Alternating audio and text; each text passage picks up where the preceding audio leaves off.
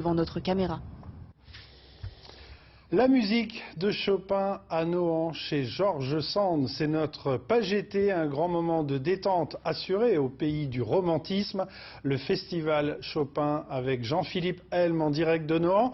Bonsoir Jean-Philippe, ce soir on parle de Chopin, sa vie, son œuvre, c'est bien ça? Oui Flavien, et on est en direct de la Bergerie Auditorium où se passent les concerts, puisque demain ce sera la très grande journée du festival avec des concerts à partir de 11 h du matin. J'ai avec moi Jean-Jacques Egeldinger qui est un grand connaisseur de Chopin, on parlera avec lui tout à l'heure. Mais tout de suite, je vous propose d'écouter un jeune pianiste brillant qui était en répétition ce matin. Ce sera le grand moment de la soirée dans cette salle tout à l'heure à 20 h. On regarde le reportage qu'on a tourné tout à l'heure avec Adrien Marchand et Vincent Régnier. Joseph Moog est à Nohant, un peu ému de marcher sur les pas de l'un de ses compositeurs préférés, Frédéric Chopin. C'est vraiment génial d'être ici, un grand honneur, très émouvant de finalement oui, regarder les influences qui étaient là pour la composition des sonates par exemple. À la Bergerie Auditorium, Anne accorde avant, après les concerts, les répétitions, pendant les entr'actes, elle s'adapte aussi aux attentes des musiciens.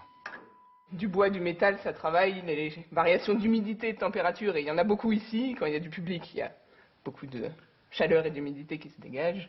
Les portes s'ouvrent, voilà, c'est une ancienne bergerie, donc ça travaille. Ça travaille. Bon. Je vous laisse l'essayer, du Enchanté, coup. Joseph. Anne, technicienne. J'aime bien le son de l'instrument, très joli. Oui. Du haut de sa trentaine virtuose, Joseph est satisfait. D'origine allemande, c'est un sportif de haut niveau du piano. Ce soir, il va enchaîner les 3 sonates de Chopin.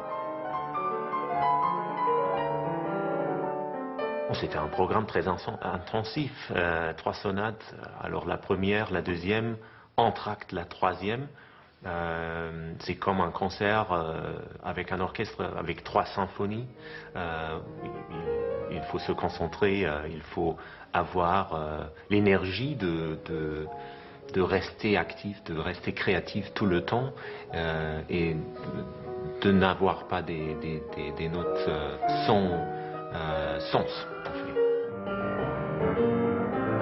Il joue sans partition. Chopin a une place toute particulière dans son univers d'interprète. J'aimerais utiliser une expression qu'il a utilisée beaucoup, c'est con anima, alors avec l'âme. Et pour moi, c'est vraiment une description parfaite pour Chopin. C'est le cœur du piano. C'est intime, quoi. Oui, absolument. Le programme est dense, difficile, dramatique. La vie n'est pas toujours une fête.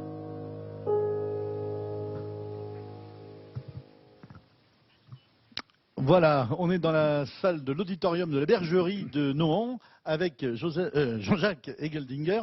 Bonsoir. Bonsoir. Vous êtes le grand connaisseur de Chopin, s'il en est. On parle des voyages cette année. Alors, oui. Les voyages étaient-ils plutôt intérieurs ou extérieurs? Ah, c'est une belle question pour Chopin.